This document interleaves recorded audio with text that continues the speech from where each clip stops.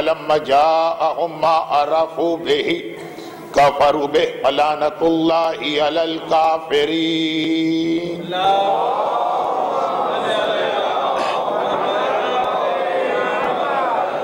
جو لوگ بہت باقاعدگی کے ساتھ میری مجالس سنتے ہیں، آپ حیران نہ ہوں، ایسے لوگ دنیا میں پائی جاتے ہیں۔ جو لوگ بہت باقاعدگی کے ساتھ میری مجالس سنتے ہیں،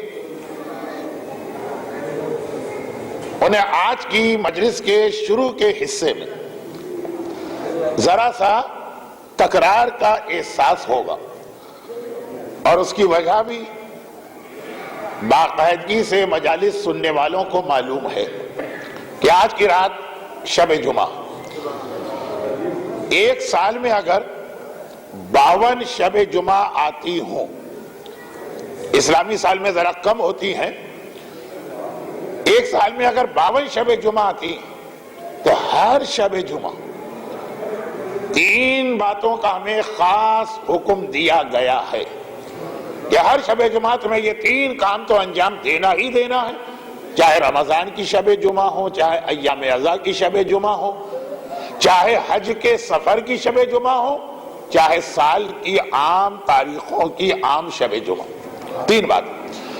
اور میں ہمیشہ، حتیٰ پہلے عشرے کی مجالس میں بھی جب شب جمعہ آتی تو کبھی تفصیل کے ساتھ، کبھی بہت اختصار کے ساتھ اپنی ذمہ داری سمجھتا ہوں کہ لوگوں کو یہ 3 باتیں یاد دلا دوں۔ اور اب یہ کچھ ایسا اتفاق کہ ان 3 میں سے 2 باتیں ہماری کل کی مجلس میں آ گئی، اور 2 میں سے بھی ایک بات تو 500 دن آنے والی تھی۔ صرف ایک چیز، 3 میں سے اب ایک چیز بچی، لیکن پھر بھی بیان تسلسل کے ساتھ ہو، وہ تینوں چیزوں کا تذکرہ کر دوں۔ ہر شب جمعہ شب دعا بھی ہے۔ ایک تو دعائے کمیل ہے جو آپ حضرات میں سے اکثر پڑھ کے آئے ہوں گے، کچھ لوگ شاید ابھی گھر جا کے پڑھیں۔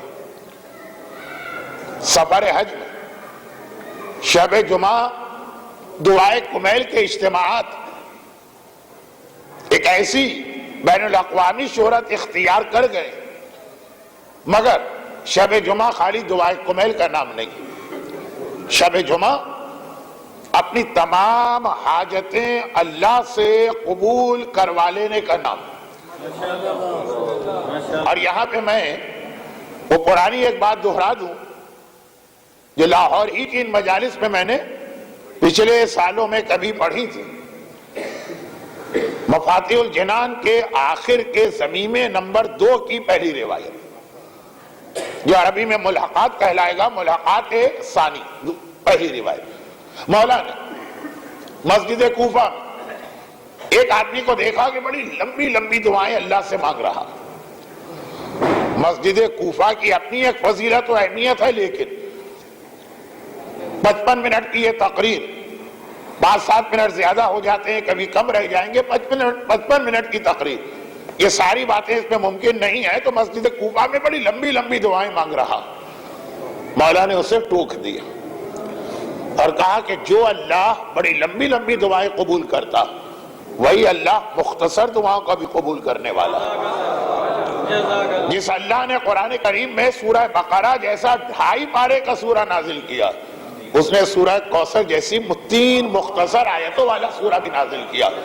تو اتنی لمبی لمبی دعاؤں کا فائدہ نہیں، مختصر دعا مانگو۔ اس نے کہا مولا میری اتنی ساری تو حاجتیں ہیں، مختصر کیسے کروں؟ آپ بتائیے۔ امام نے صرف 4 جملوں کی دعا اس کو سکھائی، اور اس میں بھی 2 جملے تو وہ ہیں جو دعا نہیں ہے، طریقہ دعا۔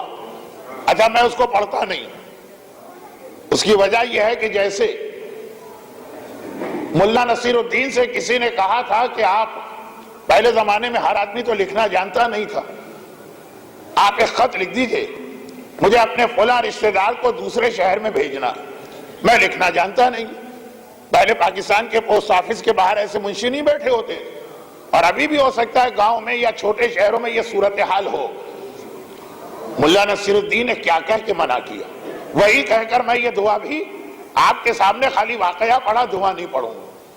کہا کہ بھائی آج میری ٹانگ میں بہت تکلیف ہے، آج میرے پیر میں بہت درد ہے، میں یہ خط نہیں لکھ سکتا. سوال کرنے والے نے کہا خط تو ہاتھ سے لکھا جاتا ہے، میں خط لکھنے کی بات کر رہا ہوں، اس میں پیروں کا کہاں سے دخل ہو گیا؟ کہا کہ جو میں لکھتا ہوں خالی میں ہی پڑھ سکتا ہوں، تو جہاں خط جائے گا پھر مجھے بلایا جائے گا کہ بتائیے تو صحیح آپ نے لکھا کیا؟ تو میرے پیر میں بہت درد ہے، آج میں خط نہیں لکھ رہا ہوں. یہی میرے ساتھ مسئلہ کہ اگر میں وہ دعا پڑھوں تو 40-50 مومنین اپنے کاغذ اور قلم لے کر آئیں گے، مولانا یہ دعا لکھ دی. تو آج میرے ہاتھ میں بہت درد ہے، اس لیے میں زبان سے دعا نہیں پڑھ رہا ہوں. کل رات کی دعائے ام سلمہ، اتنے سارے مومنین، بلکہ جیسا ابھی آپ نے اعلان سنا کہ میں سپہر کو زنانی یا خواتین کی مجالس بھی پڑھ رہا ہوں، وہاں بھی یہ سوال ہے مولانا لکھ دیجئے یہ دعا کیا. اس اعتبار سے ایک مختصر اعلان کر دوں، اور جو دعا میں نے ابھی چھوڑ دی کہ وہ دعا، بہرحال دعاؤں کا طریقہ بھی دوا جیسا، اوور ڈوز نہیں ہونا چاہیے. وہی مولا نے بھی اس کو ہدایت کی تھی کہ بہت لمبی لمبی دعاؤں کی ضرورت نہیں. اس سال دعائے ام سلمہ ہی پہ اکتفا کیجئے انشاءاللہ، پھر آپ کو دوسری کسی دعا کی ضرورت ہی نہیں پڑے گی. ایک اس دعا کی برکت سے، دوسرا جو ہمارا اصل موضوع، اگر امام ظاہر ہو گئے تو ساری دعائیں ختم، ضرورت ہی نہیں اب آپ کو. اب صرف اللہ سے بات کرنے کے لیے دعا مانگیں گے، حاجتوں کے لیے نہیں. تو خیر، دعائے ام سلمہ کے لیے میری بے بسی اور بے کسی اور مجبوری دیکھ کر ایک مومن نے یہ ارادہ کیا ہے کہ وہ خود اس دعا کو چھپوا کر آج کلمے تقسیم کرا دیں گے. تو پھر ہر ایک کے ہاتھ میں پہنچ جائے گی. ایک آدھ دن کا آپ کو انتظار کرنا ہے. یہ اعلان تو اس لیے کرنا پڑا کہ آج بھی بعض مومنین یہ دعا لکھوانا چاہتے تھے، یہ ان کا خلوص ہے، یہ ان کی محبت ہے دعا سے، لیکن ایک دو دن اور ٹھہر جائیے تو یہ دعا آپ کے پاس بہترین عربی میں زیر زبر پیش کی درستگی کے ساتھ پہنچ جائے گی. لیکن شب جمعہ شب دعا، آج کی رات دعائے کمیل تو آپ کو پڑھنا ہی پڑھنا. اس کے علاوہ اپنے الفاظ میں، ہر آدمی کا مسئلہ دوسرے سے مختلف، کسی کو صحت کے لیے دعا چاہیے، کسی کو روزی کے لیے چاہیے، کسی کو دشمنوں سے بچنے کے لیے چاہیے، کسی کو باہر کا ویزا ہے اس کے لیے دعا چاہیے، کسی کو بیٹیاں شادی کے قابل ہیں، شادی نہیں ہو رہی ان کے لیے دعا چاہیے، کسی کی شادی ہو گئی ہے بیٹیوں کی، اولاد نہیں ہے اس کے لیے دعا چاہیے، اولاد ہو گئی ہے تو بیٹیاں ہیں بیٹے کی دعا. غرض یہ کہ ہر ایک کا مسئلہ الگ، اپنے الفاظ. دعائے کمیل بھی پڑھیے وہ معصوم کے الفاظ، اور اپنے الفاظ میں اپنی حاجت بارگاہ الہی میں آج کی رات آپ کو پیش کرنا. بلکہ دعائے کمیل تو خیر اب لوگوں کو یاد ہے، اس لیے یہ مثال صحیح نہیں. حج کے ساتھی ہمارے بیٹھے ہوئے، دوران حج ہم لوگ آقا حسین کی ایک انتہائی مشہور اور اہم دعا پڑھتے ہیں عرفات کے میدان میں. وہ دعا پڑھنے کا مزہ ہی کچھ اور ہے. گرچہ بہت سے لوگ اسی تاریخ کو اپنے اپنے شہروں کراچی، لاہور، اسلام آباد، فیصل آباد، ملتان، وہاں بھی یہ دعا پڑھتے ہیں، وہی تاریخ حج والی. لیکن جو لطف و مزہ اس وقت ہے کہ جب آپ کھلے آسمان کے نیچے بیٹھے اور کفن پہن کے بیٹھے. یہ احرام پہن کے جو دعا کا مزہ آتا ہے نا، وہ اور کہیں نہیں آ سکتا. لیکن جنہوں نے کبھی دعا نہ سنی، جب پہلی مرتبہ دعا پڑھتے ہیں تب تھوڑی دیر کے بعد، سب نہیں کچھ لوگ اب گھبرا جاتے ہیں کہ دعا ختم کب ہوگی. چنانچہ دعا پڑھنے والا دعا پڑھتا ہے، وہ پلٹ کے ورق گنتے ہیں کہ کتنے پیجز رہ گئے. ایسی دعا جس میں آپ کو پیجز گننا پڑے کہ اب کتنے پیج باقی رہ گئے ہیں، اس سے نہ پڑھنا بہتر ہے. وہی دعا مختصر اپنے الفاظ میں اللہ سے مانگ لیجیے گا. تو شب جمعہ اپنے الفاظ میں اللہ سے ہر چیز مانگنے کی رات.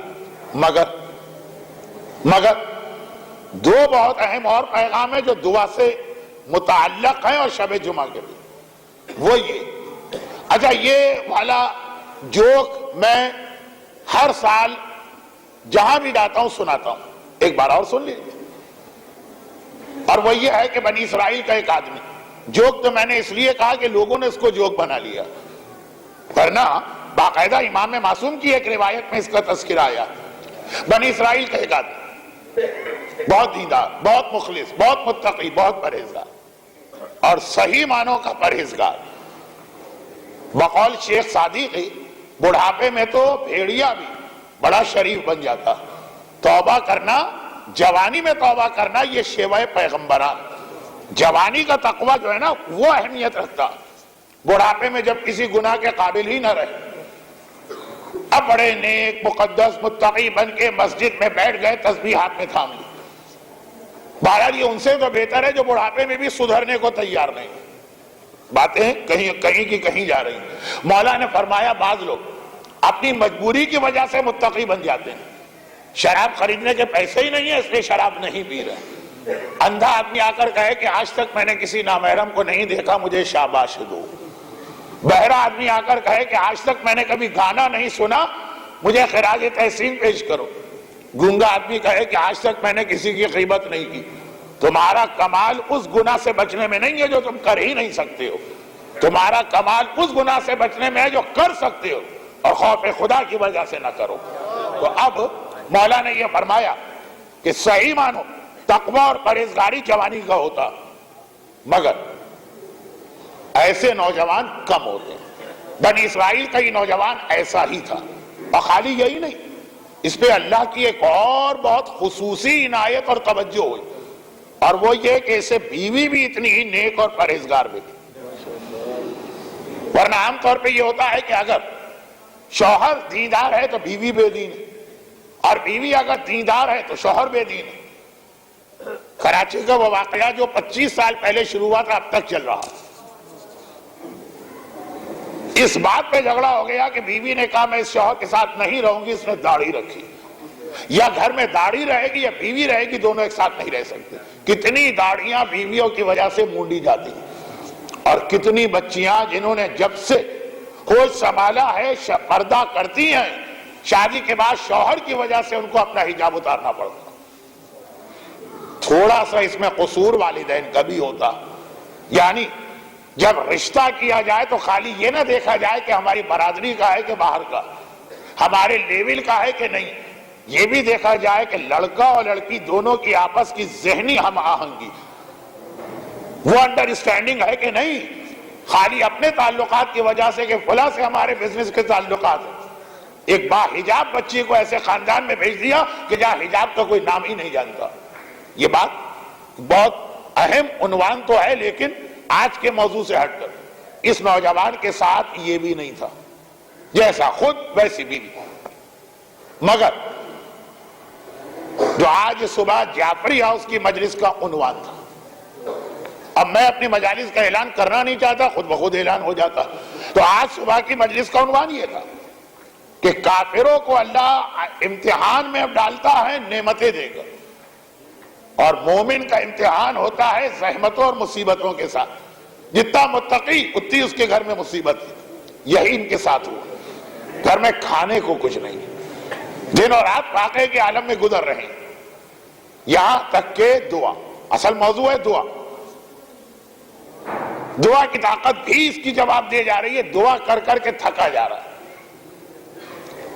ایک بات اپنے زمانے کے نبی کے پاس گیا، اجا صبح کی جعفری ہاؤس کی مجلس میں بھی جو واقعہ مچھلی والا آیا وہ زمانے کے نبی کا تھا۔ وضاحت کر چکا ہوں کہ بنی اسرائیل میں لوکل نبی بھی ہوتے تھے، اللہ نے خالی اس صوبے کے لیے ایک نبی کو بھیجا۔ گیا اپنے نبی کے پاس اور کہا کہ میں تو دعا کر کے تھک چکا ہوں، اب آپ میرے حق میں دعا کریں، وسیلے کے بغیر کسی کی دعا قبول نہیں ہے، یہ آدم سے لے کے قیامت تک کا معنی واقعی رہا۔ کوئی آنکھوں میں دھول چھوکے تو یہ اس کی غلطی ہے، ورنہ آدم سے لے کے قیامت تک، کیونکہ آدم کی توبہ بھی اسی وقت قبول ہوئی جب بے حق محمد و علی و فاطمہ والحسن والحسین کا۔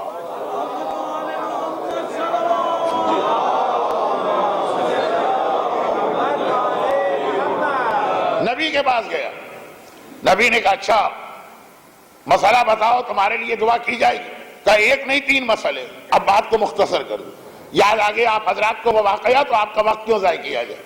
کہا میرے 3 مسئلے، گھر میں کھانے کو کچھ نہیں، اولاد نہیں، ماں جو ہے، آج جو واقعہ آ رہا ہے جس کے لیے میں نے کہا تھا کہ باقاعدگی سے مجلس سننے والوں کو ذرا سا تکرار کا اندازہ ہوگا. وہ بات کا واقعہ، ماں اندھی ہے، اور پرانے زمانے کا بیٹا ہے، اندھی ماں اس کے لیے ایک بہت بڑی، سب سے بڑی پریشانی ہے. میری ماں کی آنکھیں ہونی چاہیے. کہا یہ 3 دعائیں بس یہ اللہ پورا کر لے، میں سمجھوں گا دنیا میں مجھے جنت مل گئی. نبی وقت نے اللہ سے رابطہ کر کے کہا تیری 3 دعائیں تو پوری نہیں ہو سکتی. ویسے تو اللہ کو اس دفعہ تیری کوئی دعا پوری نہیں کرنا تھی، مگر اتنے خلوص سے تو نے دعا مانگی مانگی مانگی. یہ معصوم کا جملہ ہے، دعا اس طرح مانگو جیسے فقیر بھیک مانگتا. دروازے کو کھٹکھٹائے جاؤ، دستک دیے جاؤ، بیل بجائے جاؤ، کب تک گھر والا باہر نہیں آئے گا. کہ ایک مرتبہ عاجز آ کے تمہیں کچھ دے دے گا کہ کسی طرح اس کے دروازے سے تو ہٹو. اللہ کا مسئلہ یہ نہیں ہے، لیکن اسی طرح اللہ کے گھر کا دروازہ بجانا دعا کا ہی اصول. تو اب تم نے اتنی دعا مانگی کہ اللہ نے بھی آخر تمہاری تقدیر بدل دی. ویسے کوئی دعا نہیں قبول کرنا تھا، ایک دعا کا تمہیں اختیار دے دیا. بتاؤ کون سی دعا؟ اولاد زیادہ ضروری ہے، روزی زیادہ ضروری ہے، ماں زیادہ ضروری ہے؟ کہا میرے لیے تو تینوں ضروری ہے. کہا مگر ایک دعا قبول ہو؟ کہا وقت دیجئے میں فیصلہ کر کے بتاؤں. کہا کل آ جانا. کل آ گئے. کہا میں نے فیصلہ کر لیا، ایک دعا یہ تو اللہ نے اجازت دی ہے نا، وہ میری ایک دعا قبول کروا دی، اور وہ یہ کہ میری بوڑھی ماں میرے بیٹے کو سونے کے پیالے میں کھانا کھاتے دیکھے. خالی ایک دعا مجھے کرنا، میری ماں میرے بیٹے کو سونے کے پیالے میں کھانا کھاتے دیکھے. نبی خدا بھی ایک لمحے کے لیے تو ذرا سا پریشان ہوئے. یہ ایک دعا مانگی ہے کہ تو نے اپنی ساری دعائیں ایک دعا کے اندر ملا کے پیش کر دی. اللہ کو بھی اس کے اس بھول پنے والی چالاکی پر، چالاکی ہے مگر بھول پنے والی. ایک مرتبہ ہنسی آ گئی. کہا کہ جا تیری دعا قبول اس لیے کہ ایک میں تینوں ملا دی کہ ماں دیکھے، یعنی اندھی ماں کی بینائی آ جائے، بیٹے کو دیکھے، پیدا ہو تو بیٹے کو دیکھے گی نا، سونے کے پیالے میں دیکھے، گھر میں اتنی دولت آئے نا کہ سونے کے پیالے استعمال کیے جائے. ایک بات. اب بہت سیریس مسئلہ، ایک جملے میں کہنا ہے ورنہ میری مجلس غلط فہمی میں مبتلا کر سکتی ہے آپ کو. ما قبل کے انبیاء کی شریعت اور ہماری شریعت میں مسائل میں اختلاف. کچھ چیزیں اس زمانے میں اجازت تھی، آج حرام. کچھ چیزیں اس وقت حرام تھی، آج جائز ہے. تو کسی بھی پرانے نبی کے واقعے میں کوئی فقہی مسئلہ سن کر یہ نہ کہیے گا کہ یہ تو جائز ہی نہیں ہے. سونے کے پیالے ہو سکتا ہے پرانے نبی کی امت میں جائز ہو، آج ہمارے یہاں حرام ہے. خیر یہ تو بھی، تو اب ہم بھی ایسی چالاکی والی دعا کیوں نہ مانگیں کہ اللہ کو ہمارے بھول پنے پہ ہنسی آ جائے. کہا جا تیری دعا قبول کر لی. اور وہ یہ کہ جعفری ہاؤس کی مجلس کا اتفاق سے 2 دن عنوان یہ بنا. اتفاق، موضوع یہ نہیں ہے، اتفاق کہ مومن کے گھر میں مصیبتیں تو آتی رہیں گی. ایک کا علاج کرے گا 5 آئیں گی، 5 کا علاج کرے گا 50 آئیں گی، 50 کا علاج کرے گا 500 آئیں گی. فارسی کے شاعر انوری نے کہا کہ مجھے لگتا ہے کہ تمام بلاؤں نے میرا گھر دیکھ لیا، آسمان سے جو بلا اترتی ہے پتہ ڈھونڈتی ہوئی میرے ہی گھر پہ آ جاتی ہے. مومن کی یہ کیفیت رہے گی. آپ نے بیماری کے لیے دعا مانگی، ٹھیک ہو گئے، روزی کا مسئلہ آ گیا. روزی کے لیے دعا مانگی، ٹھیک ہو گئے، دشمن کا مسئلہ آ گیا. دشمن سے بچنے کے لیے دعا مانگی، اولاد کا مسئلہ آ گیا. یہ سلسلہ رہے گا نا. تو دعا تو مانگتے رہیے، بلائیں آتی رہے، دعائیں مانگتے رہیے، آپ کی دعائیں اللہ قبول کرتا رہے گا. مگر اس کا ایک پرماننٹ سلوشن بھی ڈھونڈ لیجیے، اور وہ یہ ہے اس امام کو ظاہر کروا لیجیے کہ جس کے اس دنیا میں آنے کے بعد سارے مسئلے حل، ساری پریشانیاں حل، ساری مصیبتیں ختم، شیطان ہی مارا جائے گا تو پھر شیطنت دنیا میں کہاں سے رہے گی. اس امام کو بلوا لے تو آپ کے سارے مسئلے حل ہو گئے. پھر نہ آپ کو روزی کے لیے در در کی ٹھوکریں کھانا، نہ بیماری کے علاج کے لیے ڈاکٹروں کے پاس چکر لگانا، نہ ہی مسئلہ کسی جگہ پر امن و امان کی خرابی کا ہے، نہ ہی مسئلہ اولاد کا ہے، نہ ہی مسئلہ بیٹیوں کی شادی کا ہے، نہ ہی مسئلہ دشمنوں سے بچنے کا ہے. تو یہ جو مسائل آج کل آ رہے ہیں ان کو تو حل کروائیے، مگر ساتھ میں ایک دعا دل کی گہرائی سے مانگیے کہ کاش میرا امام آ جاتا تو یہ سارے مسئلے خود بخود حل ہو جاتے، نہ کوئی پریشانی ہوتی، نہ حاجت کی دعا کی ضرورت پڑتی. دعا تو پھر بھی رہے گی مگر حاجتوں اور پریشانیوں والی نہیں. ہر شب جمعہ کا دوسرا پیغام کہ اگر 24 گھنٹے اپنے امام کو یاد کرو، آج کی رات زیادہ یاد کرو، کیونکہ آج ہی کی رات کے اختتام پر امام آئیں گے. آج سے مطلب شب جمعہ کے اختتام پر، اور یہ ہمارا موضوع چل رہا. تو اس حوالے سے تو بجائے آج کے پورے 4 دن ہم گفتگو کرنے والے ہیں، میں یہیں پہ اس کو روک دوں۔ شب جمعہ کے 3 پیغام، دعا، امام اور موت۔ ہر شب جمعہ اپنے مرحومین کو خاص طور پہ یاد کرنے کی رات ہے، اور ہر شب جمعہ اپنی موت کو خاص طور پہ یاد کرنے کی رات۔ دونوں چیزوں کے اسلام خلاف ہے کہ آپ اپنی موت کو یاد کریں، اپنے مرنے والوں کو بھول جائیں۔ آج کی رات آپ کے مرنے والے آپ کے گھر کی چھت پہ آ کے ساری رات روئیں گے اور فریاد کریں گے۔ وقت نہیں ہے کہ میں کتاب کا نام لے کر معصوم کا تذکرہ کر کے پوری حدیث پڑھوں، لیکن یہ حدیث کا جملہ ہے نا کہ آج کی رات آپ کے جتنے مرحوم رشتہ دار تقریباً سب آپ کے گھر میں آ کے آدھی رات سے لے کے فجر تک فریاد کریں گے، اور انہیں بھی پتا کہ زندہ دنیا میں ایک دوسرے کا لوگ حق ادا نہیں کرتے تو ہم مرنے والے کو کون یاد کرے گا؟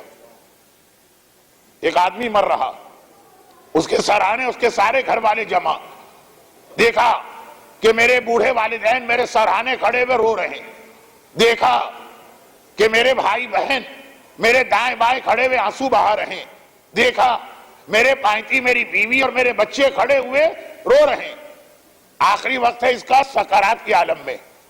اب یہ خود ایک بہت لمبی بحث ہو جائے گی، اگر آج شب جمعہ نہ ہوتی تو میں یہ واقعہ اتنا بھی نہ پڑھتا، لیکن شب جمعہ کا مطلب یہ نہیں ہے کہ میں اپنی پوری تقریر کا موضوع بدل دوں، تو بات مختصر کر رہا ہوں۔ پہلے اچانک موتیں کم ہوتی تھی کم ہوتی تھی، اتنا وقت آدمی کو ملتا تھا کہ روح نکلنے کی تکلیف کو اچھے طریقے سے دیکھے۔ یہ اچھا تھا شاید، کیونکہ ساتھ میں یہ موقع بھی مل جاتا تھا کہ توبہ کر کے دنیا سے جا۔ ابھی جس تیزی کے ساتھ آدمی مر جاتا تو بظاہر تو لگتا ہے اسے توبہ کا موقع بھی نہیں ملا۔ موبائل پہ ہم سے بات کر رہے ہیں، ایک دم اطلاع وہ مر گئے۔ جتنی تیزی سے آج کل موتیں ہو رہی ہیں تو ایک الگ بحث ہے، لیکن یہ پرانے زمانے کا واقعہ۔ تو مرنے والا غشی کے عالم میں ہے، موت کی غشی۔ آنکھیں کھولی، دیکھا کہ سارے میرے گھر والے رو رہے ہیں۔ والدین سے پوچھا آپ کیوں رو رہے ہیں؟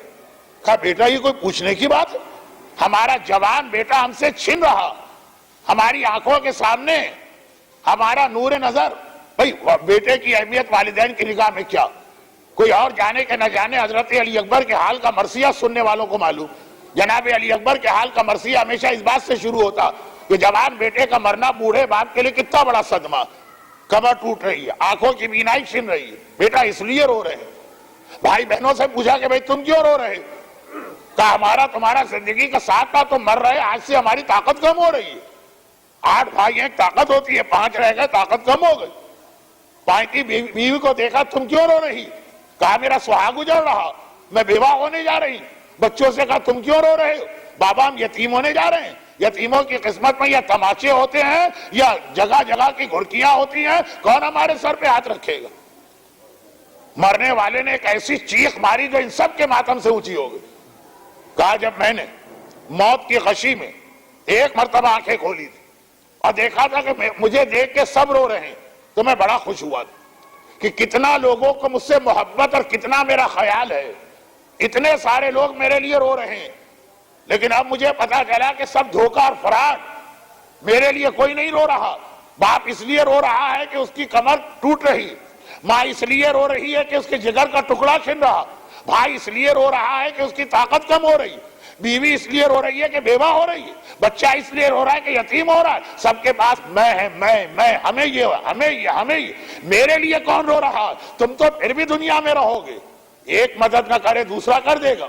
میں جس قبر میں جا رہا ہوں وہاں پہ میری مدد کرنے والا کون ہے؟ اگر تم ہی لوگ میرا خیال کرو تو خیال کرو، لیکن جب ابھی یہ حالت ہے کہ میرے لیے کوئی نہیں رو رہا، کوئی یہ نہیں کہہ رہا کہ ہم اس لیے رو رہے ہیں کہ تم جس تنگ و تاریک کوٹری میں جا رہے ہو پتا نہیں تم پہ کیا گزرے گی، ہم کیا تمہاری مدد کریں؟ نہیں۔ باپ کو یہ ہے کہ بڑھاپے میں میرا جوان بیٹا چھن رہا ہے، بچے کو یہ ہے کہ میرے سر سے بابا کا سایہ اٹھ رہا ہے، میرا خیال کرو، میرا خیال۔ مرنے والے دنیا سے جا کر بھی ہر شب جمعہ آپ کو آ کے یہی پیغام دیتے ہیں، اور پتا ہے کہ یہ زندہ ایک دوسرے کا خیال نہیں کرتے، مجھ مردے کا کون خیال کرے گا؟ تو آپ سے کوئی لمبی چوڑی فرمائش نہیں کرتے، کہتے ایک سورہ فاتحہ پڑھ دینا، ایک رومال کا ٹکڑا ہمارے نام پہ کسی بے لباس کو دے دینا، ایک کھانے کا ایک لقمہ کسی جانور کے آگے ڈال دینا تمہارا تو کوئی نقصان نہیں ہوگا، ہمیں اس کا اتنا فائدہ ملے گا کہ ہمارے لیے یہی کافی ہے۔ آپ سے یہ نہیں کہتے کہ جاؤ اور جا کے پورے گاؤں کے بھوکوں کو کھانا کھلاؤ ہمارے نام پر۔ کتا یا بلی اگر بھوکا تمہارے سامنے ایک لقمہ اس نیت سے کہ اس کا ثواب میرے فلاں مرنے والے کو ملے، یہ آج کی رات آپ کے گھر والے کہیں گے مگر آج کی رات یہ موت کو یاد کرنا آدھا یاد کرنا، پھر اپنی موت کو بھی یاد کرنا کہ کل ہماری بھی یہ حالت ہوگی۔ ہم بھی اسی طرح اپنے بیٹے اور بیٹیوں کے گھروں پہ آ کے رات بھر فریاد کریں گے، سردیوں کے گرمی، بارشوں کے سیلاب، روحیں تو آتی ہے نا۔ آپ اپنے بارے میں یاد کیجئے گا کہ پھر ہماری یہ کیفیت ہوگی جب ہم مر جائیں گے تو اپنے لیے پہلے سے کوئی ایسا انتظام کرو۔ آج کسی پہ بھروسہ نہیں ہے، اولاد تک پہ بھروسہ نہیں ہے کہ مرنے کے بعد وہ ہمیں یاد کریں گے۔ اتنا تو یاد کریں گے جس میں دنیا میں ان کی واہ واہ ہو، کیسا نیک اور اپنے باپ کا خیال کرنے والا بیٹا، کیوں بڑی اچھی بریانی باپ کے نام پہ کھلائی۔ اس سے فیصلہ ہوتا ہے کہ باپ سے محبت کس کو، اس نے اپنے باپ کے قضا نمازیں کتنی پڑھائی ہیں یہ تو دیکھو، اپنے باپ کے خمس کتنے ادا کیے ہیں یہ تو دیکھو، اپنے باپ کے قرضے کس نے چکائے ہیں یہ تو دیکھو۔ لیکن خیر بات یہ تو پورے عشرے کا موضوع ہے جو میں نے شب جمعہ کے ایک حصے کی مجلس میں چھڑ دیا۔ آج کی پوری مجلس اس عنوان پہ نہیں، مگر ایک بات یہاں پہ بہت اہم اسلام نے بتائی، اور وہ یہ ہے کہ موت کو یاد کرنے میں ایک بات کا خیال کرنا، وَفِي أَمْوَالِهِمْ حَقٌّ لِلسَّائِلِ وَالْمَحْرُومِ۔ قرآن کی آیت ہے کہ تمہارے مال میں سارا تمہارا مال نہیں ہے، سائل کا بھی اللہ نے حق رکھا اور محروم کا بھی حق رکھا۔ اگر صحیح معرفت آپ کے پاس ہو تو جب وہ آتا ہے آپ سے مانگنے، اپنا حق لینے آ رہا، آپ خوش ہو، جو امانت میرے پاس تھی آج میں نے امانت ادا کر دی، اتنا میرا بوجھ ہلکا ہوا۔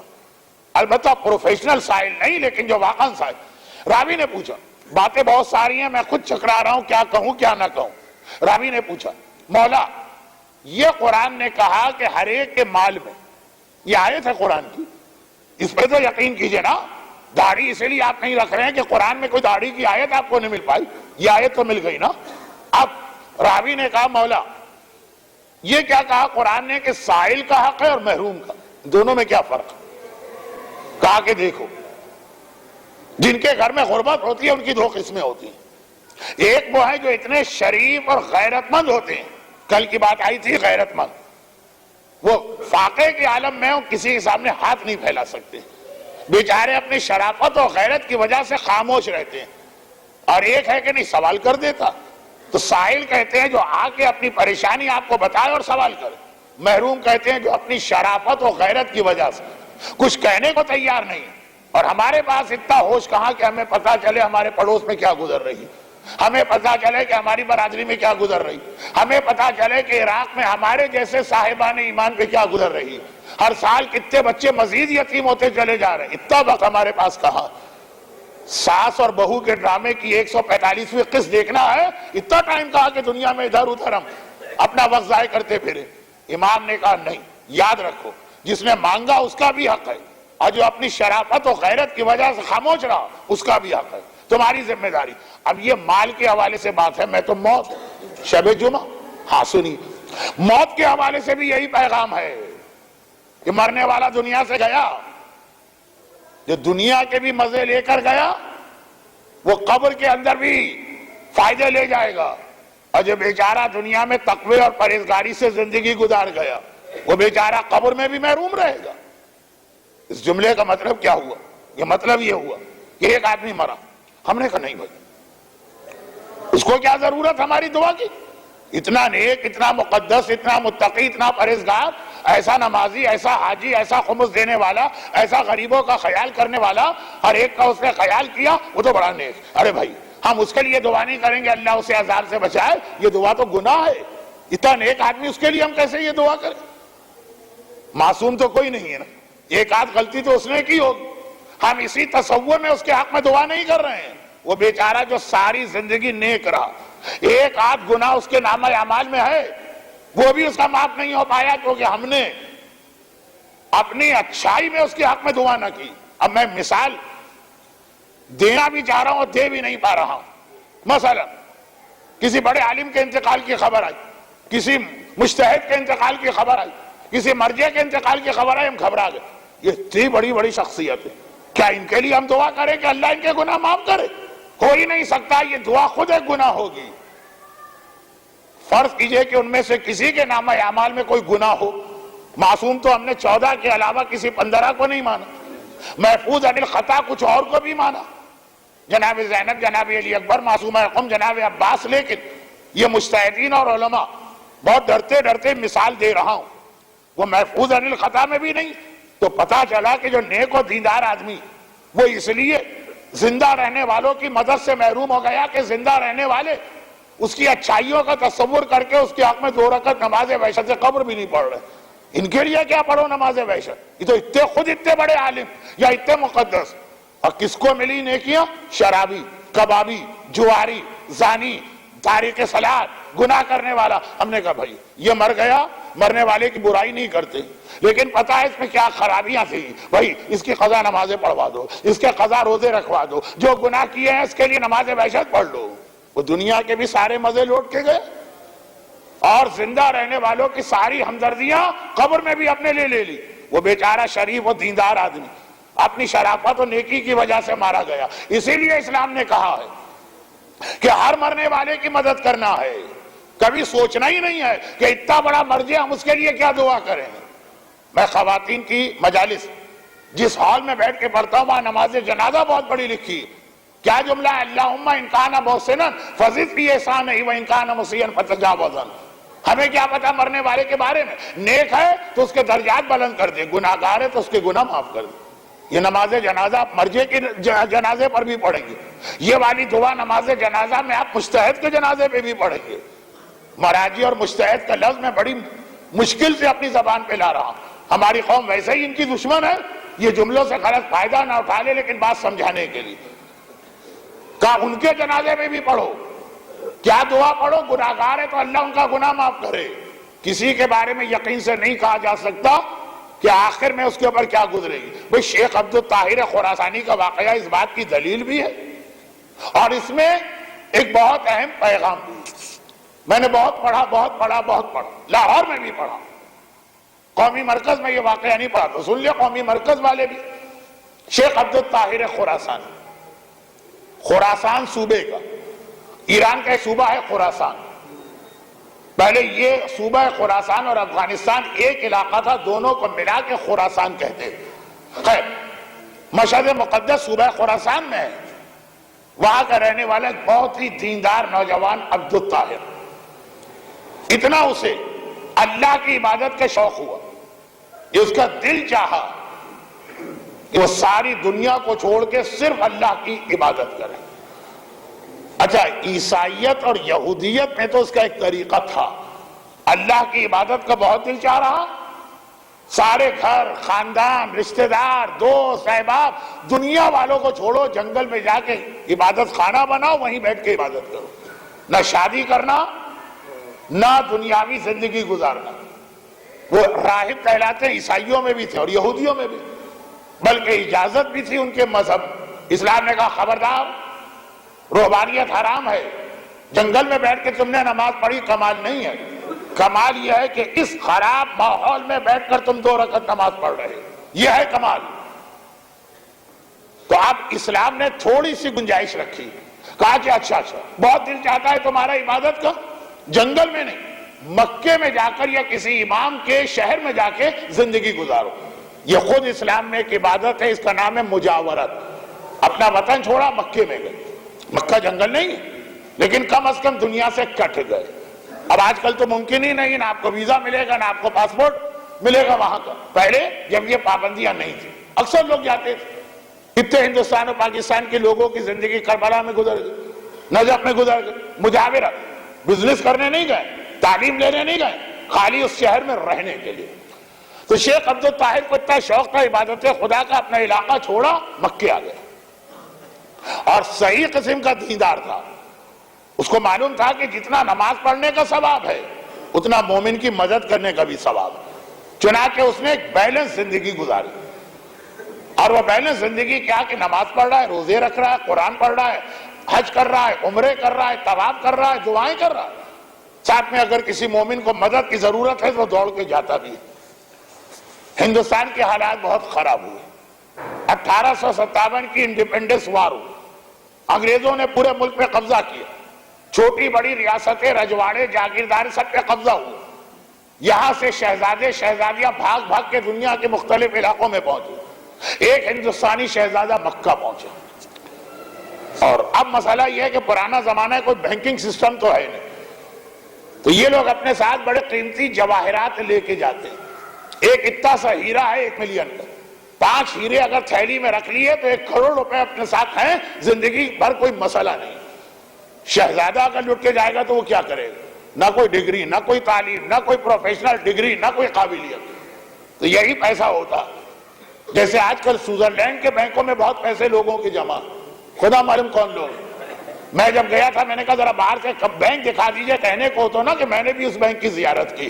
انہوں نے کہا نہیں مولانا آپ کو اندر قدم بھی رکھوا دیتے، بس اتنا ہی، آگے کچھ نہیں۔ تو خیر اب اس زمانے میں یہ سسٹم تھا نہیں، چھوٹی چھوٹی جواہرات کی تھیلیاں ہوتی تھی جس کے اندر 1 کروڑ، 5 کروڑ، 10 کروڑ سب اپنے ساتھ ہی ہوتا تھا۔ یہ شہزادہ آیا ہندوستان سے بالکل نیا، لٹ پٹ کے آیا، یہ مکے میں رہنے کے ارادے سے نہیں آیا، انڈیا سے کہیں نکلنا مکے چلو، ہو سکتا ہے کہ پنجاب کے کسی علاقے کا ہو، جب کا واقعہ ہے اس وقت تک ہندوستان پاکستان ایک تھا۔ لیکن بات بہت لمبی ہو رہی، ایک واقعے کے اندر پورا اشرا میں گزار دوں گا، یہ تو نہ میرے پاس وقت ہے نہ آپ کے پاس اتنا وقت۔ کسی ضروری کام سے اسے مکے سے باہر جانا پڑ گیا، اب بڑا مشکل امتحان، جواہرات کی اس تھیلی کا کیا کرے؟ اپنے ساتھ لے کر جائے تو یہ وہ زمانہ ہے کہ جب مکے کے باہر ڈاکوؤں کا ایسا راج تھا کہ اب سے 50 سال پہلے تک لوگ حج کے لیے مکہ جاتے تھے، مدینے کی زیارتیں نہیں ملتی تھی، مکہ مدینہ سارا راستہ ڈاکوؤں کے ہاتھ میں تھا، سیدھے مکے سے واپس آ جاتے تھے۔ اتنے ڈاکو تھے، ادھر 150 سال پہلے کا واقعہ ہے، کیا کریں؟ اپنے ساتھ لے کے جائے تو یقینی بات ہے لوٹی جائے، یہاں رکھ کے جائے تو کس پہ بھروسہ؟ نئے علاقے میں کس پہ بھروسہ کریں؟ یہاں تو پرانے علاقے میں بھی آپ بھروسہ نہیں کر سکتے۔ 50 سال پرانی آپ کی دوستی ہے، کوئی بڑی امانت رکھوا کے دیکھی، ایسا طوطے کی طرح آنکھیں پھیرے گا وہ آدمی، کیا کرے؟ کچھ سمجھ میں نہیں آ رہا۔ مگر یہ تو معلوم ہے کہ ساتھ لے جانے کا مقصد تو 100% نقصان، یہاں تو پھر بھی 50-50۔ لوگوں سے پوچھا اس شہر کا سب سے نیک آدمی کون؟ پورے شہر نے کہا کہ اگرچہ باہر سے آیا، اجنبی ہے، عرب کے لوگ باہر والوں کو گھاس نہیں ڈالتے، لیکن بہرحال ہم مانیں گے کہ اس کے تقوی کی کوئی مثال نہیں۔ ہماری شیعہ تاریخ کے ایک بہت عظیم مرجع سید مہدی بہرالعلوم مکے میں 2 سال رہے، دشمنی اپنی جگہ تھی، آخر میں مکے سے جان بچا کے نکلنا پڑا، لیکن تقوی کا کلمہ مکے والوں سے پڑھوا لیا۔ مکے والوں نے کہا کہ پیغمبر کی حدیث ہے آخری زمانے میں مہدی آئے گا، ہمیں تو یہ وہی لگ رہا۔ ایک نائب امام اس شان کا تھا کہ اتنے بڑے دشمن کہہ رہے ہیں کہ ہمیں تو یہ امام مہدی لگ رہا ہے۔ یہ شیعت کی پہچان ہے، جہاں پر آپ بیٹھیں گے آپ کا تقوی، آپ کا کردار، آپ کی پرہیزگاری، مارکیٹ میں سب قسم کھائیں گے کہ بھروسے والا ہے۔ تو یہ آج کا ماحول الگ ہے کہ غیر تو چھوڑیں، اپنے بھی اپنے پہ بھروسہ کرنے کو تیار نہیں، اور جس نے کیا تو ساری زندگی پچھتایا کہ میں نے کیوں بھروسہ کیا۔ مگر عبد الطاہر خراسانی اتنا نیک، سارے مکے نے کہا کہ اس سے زیادہ بھروسے والا کوئی نہیں، وہاں گیا، کہا کہ میں ایک اجنبی، یہ میری امانت ہے۔ اچھا ہمارے یہاں کیا ہوتا ہے، جو زیادہ مذہبی لوگ ہوتے ہیں نا، نمازی اور روزے دار، وہ کہتے ہیں نہیں بھائی مولانا ہمیں اس مسئلے میں نہ ڈالیے، ہم کسی جھگڑے میں نہیں پڑنا چاہتے، ہماری نماز ہمارا روزہ یہ صحیح۔ اور نتیجہ یہ ہوتا ہے کہ ایسے مسئلوں میں پھر فراڈیے لوگ آ جاتے ہیں۔ متقی لوگ تو ان چیزوں سے بہت ڈرتے ہیں نا۔ ہم نے کہا بھائی فلاں آدمی مر گیا، یہ اس کی امانت ہے، اس کے بیٹے ابھی بہت چھوٹے چھوٹے یتیم نابالغ ہیں، ضائع نہ ہو، یہ امانت ہے۔ نہیں مولانا ہم یہ لڑائی جھگڑے کی چیزوں میں نہیں پڑنا چاہتے، ہمارے یہاں تو کسی مومن کی شرافت کس طرح کہی جاتی ہے۔ مولانا بہت شریف آدمی، کیسے پتا چلا؟ کہا نہ کسی کے لینے میں ہے نہ کسی کے دینے میں۔ اگر یہ 61 ہجری میں کربلا میں ہوتا ہے بہت شریف، نہ یزید کا ساتھ دے رہا نہ حسین کا ساتھ دے رہا، یہ مومن کی پہچان نہیں ہے کہ نہ باطل کا ساتھ دے نہ حق کا ساتھ دے. معلوم ہوا سب آدمی جو ہے اس کے تقدس کی قسمیں کھا رہے ہیں. حق کا ساتھ دینا پڑے گا, باطل کی گالیاں برداشت کرنا پڑے گا. حق کا ساتھ دینا پڑے گا, باطل میڈیا آپ کو بدنام کرے گا. ایمان کی قیمت ہے شیطان کے ہاتھ کی بدنامی. لیکن دیکھیے ہمارے یہاں جتنے نماز شب پڑھنے والے لوگ کبھی ان چکروں میں نہیں پڑھتے. عبد الطاہر ایسا کانا قسم کا مومن نہیں تھا. روایتوں میں اسے کانا کہا گیا. کانا دجال ہی نہیں ہوتا, کانا مومن بھی ہوتا. کانے دجال کی بات بھی کل آئے گی, اور کانے مومن کی آج تو واقعہ شروع کر کے میں ایک طرح سے پچھتا رہا کہ اب اسے پورا کس طرح کروں, میری سمجھ میں نہیں آ رہا, اور وقت گزرا جا رہا. کہا یہ امانت اس کے پاس رکھو. وہ گیا اس کے پاس گیا, کہا ہاں یہ اللہ نے میری ایک ذمہ داری قرار دی ہے کہ میں لوگوں کی مدد کروں. شہزادے نے کہا اس کو بتا دوں کہ بڑی قیمتی امانت, ایسے ہی اٹھا کے نہ ڈال دے کہیں میز پر. کہا یہ میری ساری زندگی کا اثاثہ ہے, کروڑوں کی دولت ہے. کہا فکر نہ کرے. شہزادہ گیا. 10 دن 12 دن 15 دن جس کام سے تھا واپس آئے, مگر جانے میں اور آنے میں دل اس کا اٹکا ہے اس تھیلی. وہ تھیلی اگر چلی گئی تو زندگی بھر کے لیے فاقے کرنا پڑیں گے. یہ تو چپراسی بننے کے قابل بھی نہیں. شہزادوں کا اپنا ایک مزاج ہوتا. جیسے ہی مکہ میں آیا اپنے گھر بھی نہیں گئے, سیدھا عبد الطاہر خراسانی کے گھر گیا, امانت مانگی اور سر پکڑ کے بیٹھ گیا. امانت نہیں ملی. مگر عبد الطاہر کا بھی قصور. گھر پہنچا, دروازے پہ دستک دی, عبد الطاہر کو نظر نہیں آیا. بڑا بیٹا آ گیا. کیا بات ہے؟ کہا تمہارے باپ سے ملنا. کہا افسوس 3 دن پہلے ان کا انتقال ہو گیا. اب کیا کریں؟ مرنے والا فراڈ کر کے نہیں گیا, چیٹنگ کر کے نہیں گیا, لیکن مر گئے. کہا کہ ہماری ایک امانت. بیٹے نے کہا اب باپ نے ساری امانتیں ایک باکس میں رکھی تھی, میں لا کے آپ کے سامنے رکھتا. اچھی طرح سے ٹٹولا, میری تھیلی نہیں. اب لوگ کہہ رہے کیا کریں, مرنے والا مر گیا, موت اپنی مرضی سے تو نہیں آتی. یہ جملہ یاد رکھیے گا, یہی تو میری آج کی اصل مجلس ہے. آپ گھڑی دیکھیں گے مولانا اب تک اصل مجلس شروع نہیں ہوئی. یا تو مسائل کا وقت آ گیا جی, ابھی اصل مجلس شروع نہیں ہوئی. شاید آج شروع بھی نہ ہو, ذرا تسلی بھی تو دوں نا آپ کو. یہ بچہ اٹھ کے گیا, کوئی بڑا نہ اٹھ کے جانے لگے تو خیر. تو خلاصہ یہ کہ لوگ کہہ رہے ہیں کہ بھائی مرنے والے کا قصور نہیں, اپنی مرضی سے کو تھوڑی مارا, صبر کرو. ارے 100 200 500 1000 10,000 ہے تو صبر بھی آ جائے. کروڑوں کی رقم, اور ایسی کروڑوں کی رقم کہ اپنا سارا فیوچر اسی پہ ہے, پاگل ہو رہا. اس کو بھی برا نہیں کہہ سکتا ہے, اس کا کوئی قصور نہیں, مگر اپنی بھی تو پریشانی ہے. آخر دماغ میں ایک بات آئی, علماء سے سنا تھا, احادیث میں پڑھا تھا. آپ کا دل چاہے تو آپ بھی شیخ عباس قمی کی مرنے کے بعد کیا ہوگا 150 صفحے کی چھوٹی سی کتاب خرید لیجئے, 2 صفحے پڑھتے رہیے. اس میں معصوم کی حدیثیں ہیں نا کہ مرنے کے بعد نیک لوگ وادی السلام میں بھیجے جاتے ہیں اور گناہگار وادی برہوت میں. وادی السلام نجف کا نام ہے, وادی برہوت یمن کے قریب ایک علاقہ. کہا کہ اب یہ تو مر گئے, اور اسی کو پتا ہے کہ امانت کہاں, چلو اس سے ملاقات کرو. مرنے والے سے کیسے ملاقات ہوگا؟ وادی السلام. نیک لوگ تو وہیں بھیجے جاتے ہیں نا, وادی السلام. چلو, جب آدمی کی غرض ہوتی ہے, پریشانی ہوتی ہے, تو وہ ساری باتیں عقلی نہیں کرتا, جو سمجھ میں آ جائے. نجف پہنچا, اب مسافر خانے میں سامان پٹکا, صبح مولا کے حرم میں جا کے زیارت کرتا, پورا دن وادی السلام کے قبرستان میں بیٹھتا, جو حرم کے بالکل باہر قبرستان ہے. میں یہ ساری چیزیں بیان نہیں کرنا چاہتا, وقت نہیں. دنیا کا سب سے بڑا قبرستان نجف میں ہے جو وادی السلام کہلاتا ہے. رات تک وہاں بیٹھ کے چیختا رہتا, شیخ عبد الطاہر, شیخ عبد الطاہر, شیخ عبد الطاہر, آئینہ آئینہ آئینہ, کہاں ہو؟ پاگل ہے اس وقت, اپنی غرض کا دیوانہ. شام کو واپس آتا, دن بھر کا تھکا ہوا. الوداعی زیارت پڑی مولا کی زری پر, گھر جا کے سو گئے. پھر اگلی صبح 5 دن 10 دن 15 دن مہینہ 40 دن گزرے. ایک دن جب یہ صبح زیارت پڑھ کے اپنے روٹین کے حساب سے قبرستان جا رہا تھا, نجف کے رہنے والے مقامی آدمی نے اس کے کندھے پہ ہاتھ رکھا. کہا کہ بھائی میں تجھ کو بہت ریگولر دیکھ رہا ہوں. نجف میں لوگ عام طور پہ باہر سے 2 کاموں کے لیے آتے ہیں, یا علم حاصل کرنے آتے ہیں, وہ زیارت کر کے سیدھا اپنے حوضہ علمیہ اور مدرسے میں جاتے ہیں اور وہاں پڑھتے ہیں, یا زیارت کے لیے آتے ہیں وہ سارا دن حرم میں بیٹھے رہتے ہیں. تو کون؟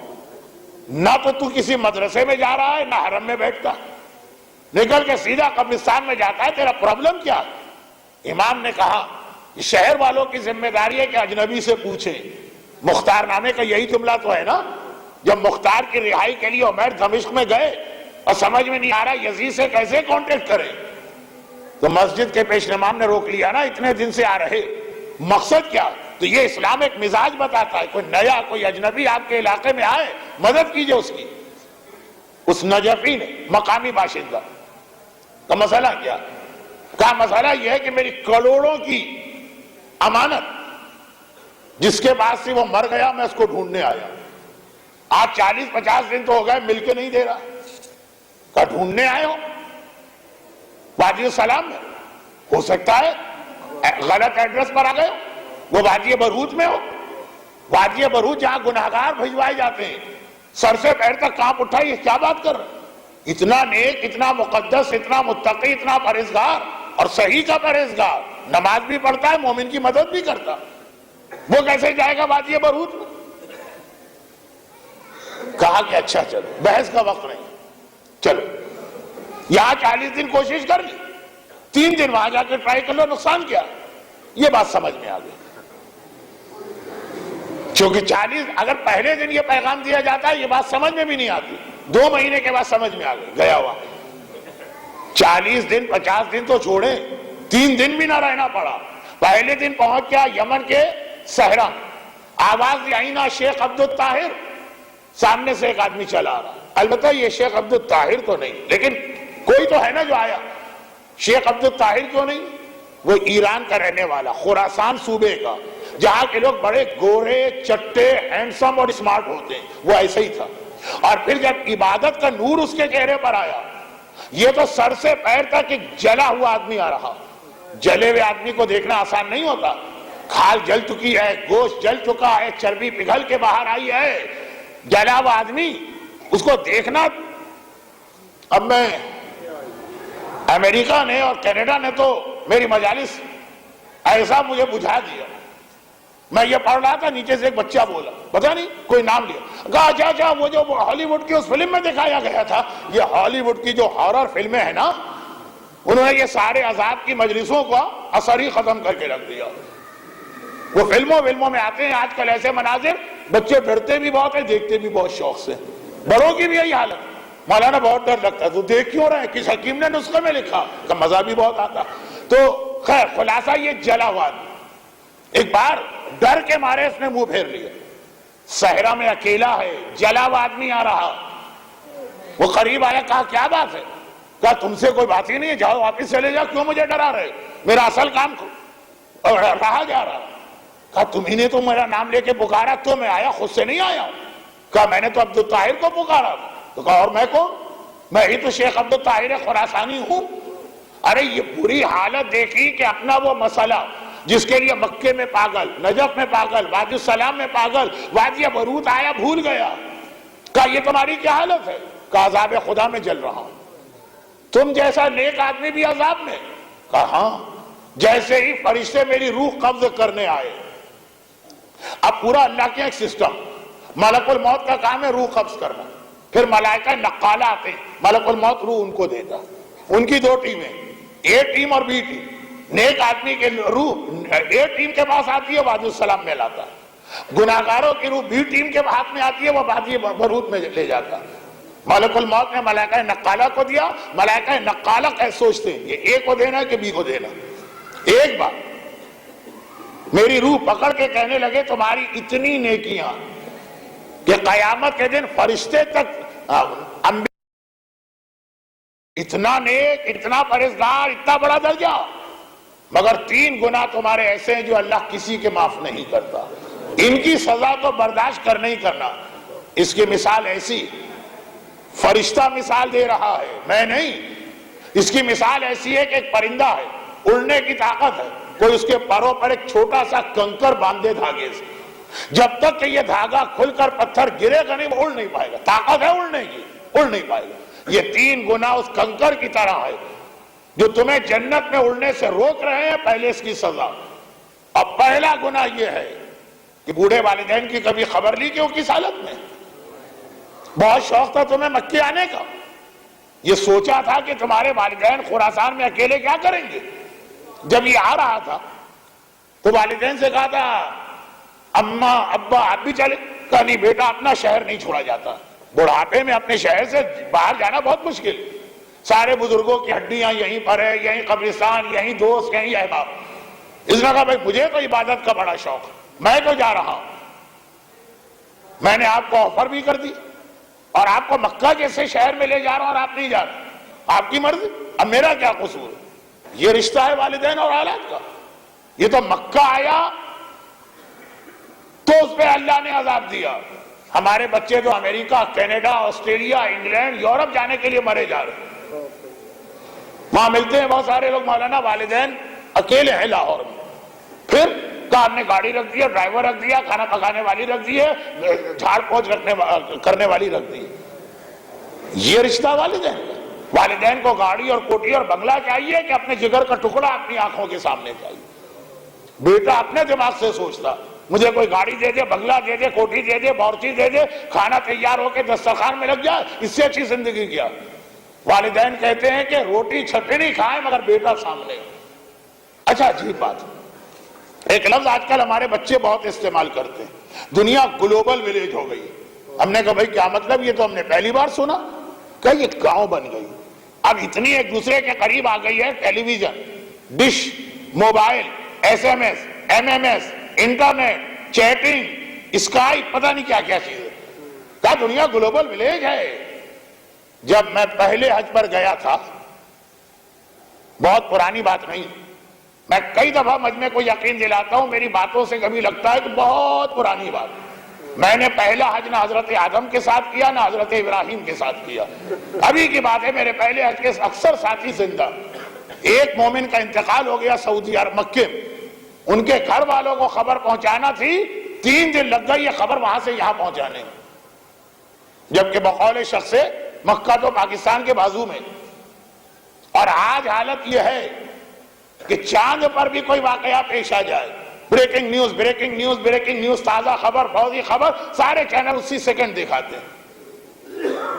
کہیں پہ آگ لگ جائے، آگ بجھانے کی گاڑی بعد میں پہنچے گی، چینل کے اوپر پہلے وہ خبر آ چکی ہوگی۔ جاپان میں 4 ویل مچھلیاں پھنس گئی تھی، اسی سیکنڈ ساری دنیا دکھا رہی ہے کہ ان بیچاریوں پہ کیا گزر رہی ہے۔ لاس اینجلس میں ایک بلی درخت پہ چڑھ گئی تھی، اترنا بھول گئی، ایک ہی چیز اس نے شیر کو نہیں سکھائی تھی، لیکن اس دن وہ چیز خود بھی بھول گئی، ایسا پھنس گئی تھی 2 شاخوں میں، پورا امریکہ ہل کے رہ گیا کہ جیسے قیامت آ گئی۔ اب تمام چینل اپنے سارے پروگرام روک کے بریکنگ نیوز بلی، بریکنگ نیوز بلی، بلی بریکنگ نیوز۔ اور جب وہ درخت کاٹ کے اتاری گئی، تھینکس گیونگ، ایک شکرانے کا دن منایا امریکہ میں، گوروں کی بلیاں عراق کے ان یتیم بچوں سے زیادہ قیمتی ہے، جن میں سے روزانہ کتنے، کوئی ایک ٹیبلٹ نہ ملنے سے مر رہا ہے اور کوئی ایک روٹی نہ ملنے سے مر رہا، اس کی کوئی بریکنگ نیوز کہیں نہیں بنے گی۔ خیر وہ تو میں کہیں اور چلا گیا، جو جعفری ہاؤس کا تھوڑا موضوع ہے، دور جدید کا فتنہ۔ یہ فتنہ ہے کہ آپ کو بھی اس سے دلچسپی زیادہ ہے کہ فلاں گاؤں میں ایک بھینس جو ہے وہ پانی میں گر کے ٹانگ ٹوٹ گئی، اب اس کے اوپر کیا ہوگا، اس لیے کہ آپ کا میڈیا وہ دکھا رہا۔ اور عراق میں اور لبنان میں روزانہ کتنے بچے مر رہے ہیں، وہ آپ کے پاس بھی اطلاع نہیں، چند نوجوانوں کو چھوڑ کر۔ خیر یہ تو ایک الگ موضوع بنا، لیکن بہت اہم موضوع بنا کہ اللہ تمہاری کوئی دعا قبول نہیں کرے گا جب تک کہ دوسرے مسلمانوں کا خیال نہ کرو۔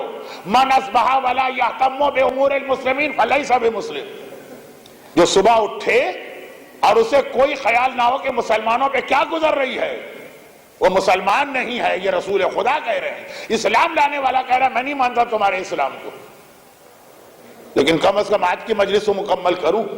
کہا گلوبل ولیج، نارتھ پول میں کوئی واقعہ ہو فوراً خبر، لاس اینجلس میں بلی پھنس جائے فوراً خبر، کینیا کے ایک گوریلا مرا ہوا ملا تھا، ہم ہوتے تو کہتے خس کم پاک جہاں، پوری دنیا ہل کے رہ گئی، یہ مرا کیسے؟ 4 ویل مچھلیاں پھنس گئی جاپان میں، سمندر سے خشکی پہ چڑھ گئی، اب اتر نہیں پا رہی ہیں سمندر میں، پوری دنیا ہل گئی۔ گلوبل ولیج قریب آ گئی ہے نا. آپ کے باپ پہ کیا گزر رہی ہے، آپ کی ماں پہ کیا گزر رہی ہے، یہ مومن کو نہیں پتا. گلوبل ولیج ہے، ساری دنیا کی خبر ہے، اپنے گھر کی خبر نہیں. والدین تک سے جب لوگ غافل ہو گئے ہیں. مجلس کے شروع میں تھا، بیوی نے احتجاج کیا داڑھی کے ساتھ میں اس گھر میں نہیں رہ سکتی، لیکن وہ کم ہوتی، زیادہ ہوتی ہے کہ داڑھی کے ساتھ پھر بھی رہ لوں گی، تمہارے والدین کے ساتھ نہیں رہ سکتی. یہ تو تقریباً ہر تیسرے گھر کی کہانی ہے نا، یا انہیں رکھو یا مجھے رکھو. جب والدین تک کی یہ حالت ہے کہ بیٹا بھولا بیٹھا، اسے پوچھ لیجئے دنیا کی ہر خبر بریکنگ نیوز ہوگی اس کے پاس. یہ تو ذرا قومی مرکز میں آنے والے مومنین مجھے ذرا بہت ہی زیادہ ٹھیک ٹھاک نظر آ رہے ہیں. کہیں اور مجلس ہوتی تو اتنی دیر میں موبائل پہ اتنے SMS آ چکے ہوتے، وہ فلاں جگہ کیا ہوا، فلاں جگہ کیا ہوا، وہاں کیا ہوا، T20 کے اندر 16ویں اوور میں کیا چل رہا ہے، 19ویں اوور کی تیسری بال پہ کس نے چھکا مارا، پوری مجلس میں لائیو کامنٹری آتی رہتی. مولانا مجلس ہم کانوں سے سنتے، آنکھوں سے تو نہیں، وہ تو ہم دیکھتے رہتے کیا چل رہا. باپ پہ کیا گزر رہی ہے یہ نہیں پتا، ماں کس حالت میں یہ نہیں پتا. جب والدین کا نہیں پتا تو بہن بھائیوں کی جانب کون جائے گا، بھتیجے اور بھانجوں کی جانب کون جائے گا، خالہ اور پھوپھی کی جانب کون جائے گا. یہ کون سی گلوبل ولیج ہے جس کے لیے شیخ عبد الطاہر نے کہا میری نماز، میرا روزہ، میرا حج، میری تلاوت قرآن، میری دعا، میرا مومنین کی خدمت کرنا، سب کا ثواب اللہ نے جمع کر کے مجھے دکھایا، یہ رکھا، مگر پہلے اس گناہ کی سزا برداشت کرنا. اور دوسرا گناہ جو اللہ نے کسی کا معاف نہیں کیا، ایک باعمل و متقی عالم آیا تھا، میں نے اس کی توہین کر دی، ایک مرتبہ سے ایک جملہ کہہ دیا، من اہان عالما فقط اہاننی ومن اہاننی فقط اہان اللہ. پیغمبر کہتے ہیں جس نے کسی صحیح عالم کی توہین کی اس نے میری توہین کی، اور جس نے میری توہین کی اس نے ڈائریکٹ اللہ کی توہین کی. لیکن پھر وہی مسئلہ، کانے مومن نہ بنیے گا، کانا دجال. بعض لوگوں توہین علماء کا اتنا شوق ہے کہ سب کی برائی. اب میں ایک مثال دیتا ہوں، آپ کہیں گے بھائی مثال تو آپ نے غلط دی، اس میں تو توہین کرنا چاہیے، اسی لیے مثال دے رہا ہوں. ایک گھر میں 2 عیدیں ہو گئی، باپ نے آج عید منائی، بیٹے کے اعتبار سے کل، اب ایک ہنگامہ، اور گردن پہ چھری چلے گی کسی مرجع یا مجتہد. اچھا بھلا ہمارے گھر کو بگاڑ کے رکھ دیا، کم از کم عید اور رمضان میں تو اتحاد ہوتا تھا. تو ایک تو وہ گروہ ہے کہ جو ہر عالم کی توہین کرنا اپنا فرض سمجھتا، ایک گروہ ایسا ہے ہر عالم کی عزت کرنا اپنا فرض سمجھتا. خلاف اسلام بات کر رہا ہے، خلاف شریعت بات کر رہا ہے. نماز جیسی اہم عبادت کھڑے ہو کے کہہ رہا آج تک غلط پڑھی جا رہی تھی، آج مجھ پر انکشاف ہوا کہ نماز کے تشہد میں فلاں چیز کی کمی ہے، ورنہ تمہاری نماز غلط. ہمارے سارے بزرگ غلط، ہمارے سارے علماء غلط، پوری شیعت غلط، ایران و عراق و لبنان و انڈیا و پاکستان اور امریکہ و کینیڈا سب غلط، ساری کتابیں آج تک لکھی گئی غلط. ایک تم صحیح ہو، 4 وہ ضعیف، all صحیح ہے. بس نہیں بھائی ہم تو عالم کی عزت کرتے ہیں، وہ جانے اس کا کام. یہ دونوں طریقے غلط. عالم کی پہچان ہو، صحیح عالم کو وہ عزت دو جو پیغمبر کہہ رہے ہیں مجھے عزت دیتے ہو، اور غلط عالم کی وہ توہین کرو جو قاضی شریح کی توہین تو آپ سنتے رہتے ہیں. قاضی شریح ہر دور میں ہوتے ہیں. اگر کلو عرض کربلا کلو یوم عاشورہ، تو یزید بھی ہر دور میں ہوں گے اور قاضی شریح بھی ہر دور میں ہوں گے. تیسرا گناہ یہ کہ ایک بار کسی نے مجھے تھوڑی رقم دی تھی کہ غریب کو پہنچا دینا، میں نے حق ادا نہ کیا انکوائری کا اور غیر مستحق کو جا کے دے آئے. اپنے آپ پہ خرچ نہیں کی، میرا بنگلہ نہیں بنا اس پیسے سے، میری نئی ماڈل کی کار نہیں آئی، دیا میں نے کسی کو، لیکن حق ادا کیے بغیر معلومات کے. کہا اللہ نے کہا یہ 3 گناہ، مومن کا حق ضائع ہونا، عالم باعمل کی توہین ہونا، والدین کو نظر انداز کرنا، یہ میں کسی کا معاف نہیں کرتا. ساری عبادتیں اپنی جگہ. شب جمعہ شب موت، خالی گناہگاروں کو نہیں نیکوکاروں کو بھی عذاب کا سامنا کرنا پڑ سکتا. اسی لیے اسلام نے کہا ہر مرنے والے کے حق میں یہ دیکھو کہ تم اس کی کیا مدد کر سکتے اور کیسے مغفرت کرا سکتے. اور یہی شب جمعہ شب ظہور امام بھی. اور کل جو میں نے جملہ کہا تھا اسی پہ مجلس ختم کر رہا ہوں. کل میں نے کہا تھا ہم اور آپ کربلائی ہیں، شیعت کی بقا کا راز کربلا ہے. جب تک کربلا ہم نے زندہ رکھا اور زندہ رہے گی کربلا، ہم زندہ. چاہے لوگ ہماری گردنیں کاٹ دیں، ہمارے دکانیں اجاڑ ڈالیں، ہمارے محلے تباہ کر دیں، ہمارے نوجوانوں کی لاشوں کے لاشیں گرا دیں، کربلا ہے تو ہم زندہ، اور کربلا کا انتقام زمانے کے امام کو لینا. اور ان کی بھی کتنی معرفت ہمارے پاس ہے یہ سننے کے باوجود کہ جو معرفت کے بغیر مرا گدھے کی موت مرا، جو معرفت کے بغیر مرا جاہلیت کی موت مرا. مثلا اسی میں ایک چھوٹی سی بات کہ جب امام آئیں گے تو پہلی مخالفت امام کی نہ یزید کرے گا، نہ سفیانی کرے گا، نہ کافر کریں گے، نہ رومن کریں گے. پہلی مخالفت وہ ماننے والے کریں گے جو امام سے اتنی محبت کرتے ہیں کہ یہ آواز سنتے ہی، امام آ گئے آواز سنتے ہی گھروں سے نکل کے بھاگیں.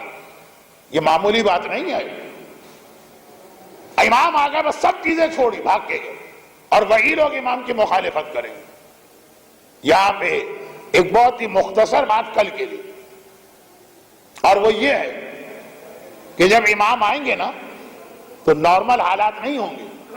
روضہ رسول پہ حملہ ہو چکا ہوگا، دشمن کا لشکر خانہ کعبہ کو ڈھانے جا رہا، نجف اور کوفے میں مومنین کا اتنا قتل عام ہے کہ گھٹنوں گھٹنوں مومنوں کا خون ہے جس میں سے لوگ گزر رہے ہیں. سفیانی شام میں بیٹھ کر پورے خطے کی صورتحال کو بدل رہا، تب امام آئے. مگر مقابلہ کرنے آ رہے ہیں اس دشمن اسلام کا. پہلی جنگ کرنا پڑی اپنے ماننے والوں، سب نہیں، اکثریت 2/3 امام کے ساتھی امام کے خلاف ہو جائیں. کیوں؟ معرفت میں کمی کی وجہ سے. انتظار کر رہے تھے تبھی تو آواز سنتے ہی دوڑ کے نکلے، لیکن معرفت والا انتظار نہیں تھا. جب آ گئے تو یہی امام کے مخالف بن گئے. اور کیوں بنے؟ یہ وجوہات کل سے. اب 3 مجلسیں رہ گئی ہیں، اس میں موضوع پہ دل کھول کے بات ہوگی، لیکن آج بہت یاد کیجیے، آج دعا کیجیے، اور آج اپنے آپ کو چیک کیجیے. بھئی امام زمانہ کو یاد کرنے کا مقصد کیا؟ اپنے آپ کو چیک کریں کہ اگر آج امام آ گئے تو ہم اس قابل ہیں کہ امام کے سامنے جائیں اور امام کے احکامات کو برداشت کر سکیں. یہ ہمارا مزاج بن گیا ہے اسلام کی بات ماننے کا، یا ہر چیز میں کیوں، کس لیے، اگر مگر، قرآن میں کہاں لکھا ہے، کس نے یہ کہا ہے، عقل قبول نہیں کرتی. مزاج بنانا پڑتا ہے امام کا حکم ماننے کے لیے. اور شاید یہاں پہ ایک جملہ مجھے آدھے گھنٹے کے بیان سے بچا لے، اور شاید امام بھی اسی کا انتظار کر رہے ہیں، ورنہ تو کب کے آ چکے ہوتے. چھٹے امام نے اپنے ایک صحابی کو آگ کے تندور میں بٹھا کے یہ کہا نا، چھٹے امام نے اپنے ایک صحابی کو آگ میں بٹھا کے کہا نا، ایسے شیعہ ہم کو ملے پھر دیکھنا ہم کیسا جہاد کرتے. تو ایسا لگ رہا ہے کہ امام بھی اسی کا انتظار کر رہے ہیں. شب جمعہ اس بات کا نام. ہمارے مرد اپنا جائزہ لیں، ہماری خواتین اپنا جائزہ لیں، ہمارے سمجھدار بچے اپنا جائزہ لیں، ہمارے نمازی اپنا جائزہ لیں، ہمارے تجارت کرنے والے اپنے جائزہ لیں. بن گئے اس مزاج کے کہ امام آگ پر بٹھائیں تو آگ پہ بیٹھ جائیں گے. داڑھی تو رکھنے کو تیار نہیں ہے، آگ پر بیٹھے. حجاب تو کرنے کو تیار نہیں ہے، جلتی آگ میں بیٹھے. خمس تو دینے کو تیار نہیں ہے، اپنے بیٹے کو قربان کریں. جیسا کہ میں نے کل والا جملہ کہا تھا، آج اسی کو مکمل کرتا ہوں کہ امام کے پاس علم امامت تو ایسا ہوتا، کائنات کی جو چیز پوچھئے بتا دے. لیکن نعوذ باللہ کہہ کے کہہ رہا ہوں، اگر امام ایک عام آدمی بھی ہوتے تو جب دیکھ چکے ہیں کوفے والوں نے بلایا بغیر معرفت کے تو کیا کیا؟ کیا وہی کہانی امام دوبارہ دہرائیں؟ میں کہہ رہا ہوں امام کے لیے جملہ بہت مشکل ہے میری زبان پہ لانا، لیکن آپ کو سمجھانے کے لیے. کاروبار میں ایک مرتبہ کسی آدمی کے ہاتھ سے آپ کو نقصان ہو، بڑا نقصان، دوبارہ آپ رسک نہیں لیتے. معصومین دیکھ رہے ہیں، علم امامت تو ہے ہی، اس کو میں چیلنج نہیں کر رہا ہوں، لیکن دنیاوی اعتبار سے بھی کہہ رہا ہوں. یہی تو تھے اس جوش و خروش کے ساتھ بلانے والے. بعد میں کیا ہوا؟ نکلی تو پورے شہر کوفہ ایک مومنہ نکلی جس کو ذرا سا رحم آ گیا. چونکہ آج کی رات شب جمعہ، شب جمعہ کا مطلب دعا، دعا کا مطلب اپنے لیے بھی اور مرنے والوں کے لیے بھی، دعا کا مطلب دنیا کے مسئلوں کے لیے بھی، قبر کے مسئلوں کے لیے بھی، دعا کا مطلب ظہور امام کی بھی دعا. تو دعا تو آج کے تمام موضوعات پہ چھا گئی. امام زمانہ کے لیے بھی دعا کرنا، ابھی ان کی سلامتی کی دعا کرنا اور فوراً ظہور میں تاجیل کی دعا کرنا، موت کے حوالے سے اپنی قبر کی سلامتی کی دعا کرنا ہے، جو چلے گئے ان کی سلامتی کی دعا کرنا، اور شب دعا کے حوالے سے اپنے سارے دنیاوی مسائل کے لیے دعا کرنا۔ اور دعا کا اصول ہمیں شہر کوفہ میں اس جملے سے ملا۔ دیکھیے حسین کے پاس کربلا کے واقعے میں اپنی سچائی کی دو بہت بڑی بڑی دلیلیں ایسی تھیں۔ حسین پہ ظلم ہوتا، جو حسین کو نہیں جانتے اور نہیں مانتے وہ کہتے کہ بھئی جنگوں میں تو یہ ہوتا، جب دو آدمی آتے ہیں مقابلے میں، ایک مارا جاتا ہے، جیت جاتا ہے، جو جیت جاتا ہے پھر وہ انتقام لیتا۔ مثلا کسی یہودی سے بات کریں، عیسائی سے بات کریں، کمیونسٹ سے بات کریں، ایتھیسٹ سے بات کریں، کہیں گے دیکھو یزید نے اتنا ظلم کیا، اس طرح کربلا کے جوانوں کو شہید کیا۔ وہ کیا کہے گا؟ کہ جنگوں میں تو یہی ہوتا ہے، جنگ اور کس چیز کا نام؟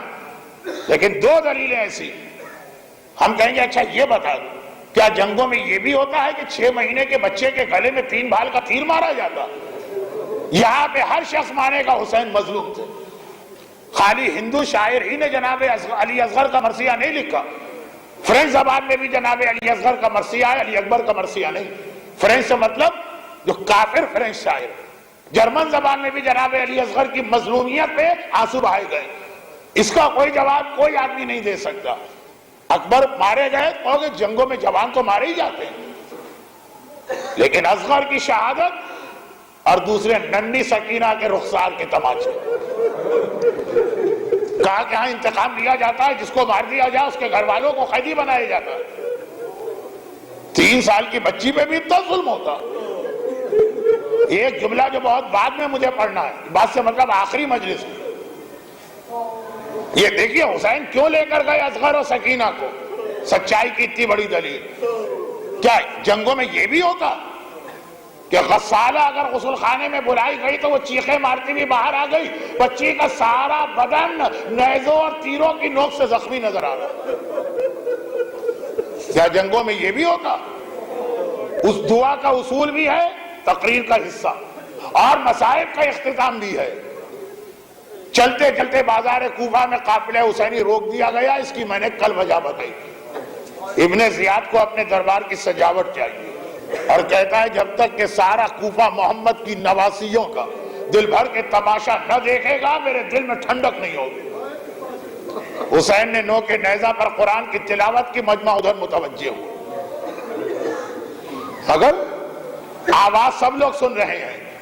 ایک بار ایک مومنہ جسے کچھ نہیں پتا زمانے میں کیا ہو رہا، بہت بوڑھی ہو چکی، شاید اس کی ذمہ داریاں ختم بھی ہوں، حاکم کا حکم آیا آج ہماری وکٹری اور فتح کا جشن منایا جا رہا، سب عورتیں گھر کی چھت پہ آئیں۔ وہ آ کے بیٹھ گئی، دیکھا میرے گھر کے قریب جو اونٹ رکا اس میں کوئی ضعیفہ اپنے سفید بالوں سے اپنا چہرہ چھپائے بیٹھی، اور ان کی گود میں ایک بہت ننھی بچی لیٹی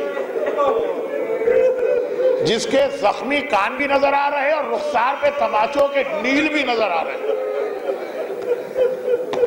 اب یہ منظر دیکھ رہی ہے کہ اچانک بچی نے چہرہ اٹھایا، پھوپھی اماں میں بہت پیاسی ہوں، کربلا سے پیاسی چلی آ رہی ہوں، یہ تو میرے نانا کا کلمہ پڑھنے والوں کا شہر ہے، کیا یہاں بھی مجھے کوئی پانی نہیں دے گا؟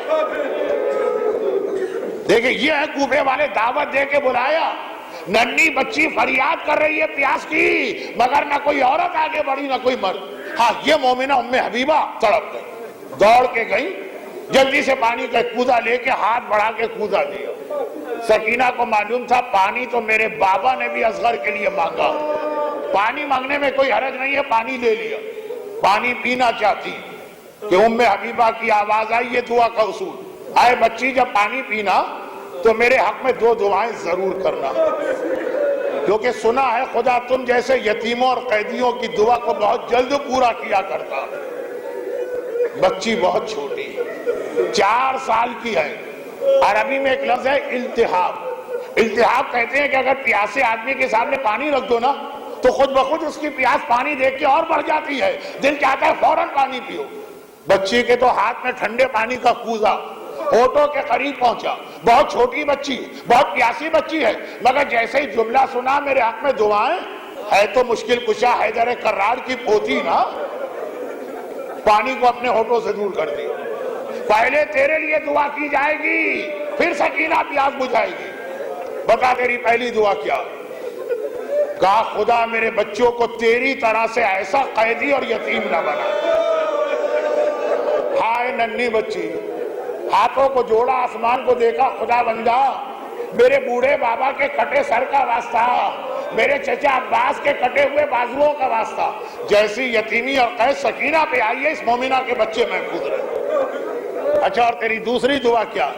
کہا بہت بوڑھی ہو گئی, چلنا مشکل ہو رہا, مرنے سے پہلے ایک بار اللہ مجھے مدینے کی زیارت کا موقع اور دے دے. سکینہ نے تو ہاتھ اٹھائے دعا کی. زینب نے دشمنوں کے شہر میں اپنے شہر کا نام سنا, چونک کے ادھر دیکھا, اے ضعیفہ مدینہ کیوں جانا چاہتی؟ اگر وہ کہہ دے کہ روضہ رسول کی زیارت تو ختم بات. نہیں, یہ نہیں کہا مدینہ میرے آقا علی کا شہر ہے, میری شہزادی فاطمہ کا وطن ہے. زینب نے کہا لیکن اب تو علی بھی زندہ نہیں, فاطمہ بھی زندہ نہیں. کہا تو کیا ہوا؟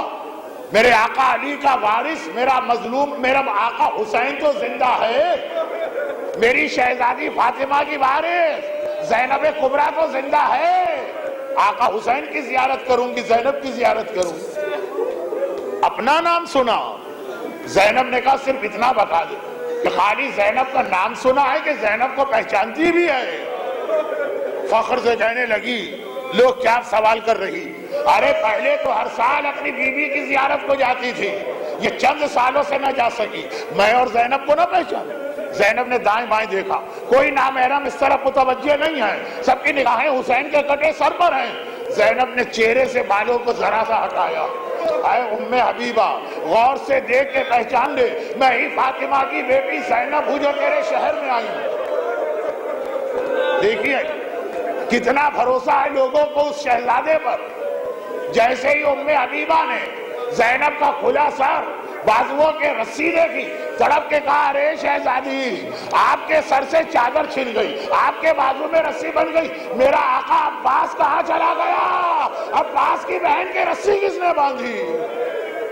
زینب نے ایک مرتبہ خولی کے گھوڑے کی جانب اشارہ کیا, کہا وہ ہے میرا عباس, واہ عباسا, واہ عباسا, آج میرا عباس نہ رہا تو زینب کو قیدی بن کے یہاں. اجرکم علی اللہ الا ولعنۃ اللہ علی اعدائہم اجمعین. باب الحوائج عباس علمدار کا تذکرہ کل کے مصائب کے آخر میں بھی ہوا اور آج تو ویسے ہی شب دعا. ثانیہ زہرا زینب کبریٰ کے مصائب پڑھے گئے, ننھی سکینہ کی مصائب پڑھے گئے. خالی مصائب نہیں, ننھی سکینہ نے کس طرح سے چاہنے والوں کے لیے دعا کی, پروردگارہ تجھے واسطہ ان تمام پاکیزہ اور معصوم ہستیوں کے ان مصیبتوں کا جو لوگ آج کے مجلس میں موجود ہیں, ان کو اور ان کے گھروں کو اور ان کی روزی کے ذرائع کو اور ان کی اولادوں کو ہر آفت و پریشانی سے محفوظ فرما.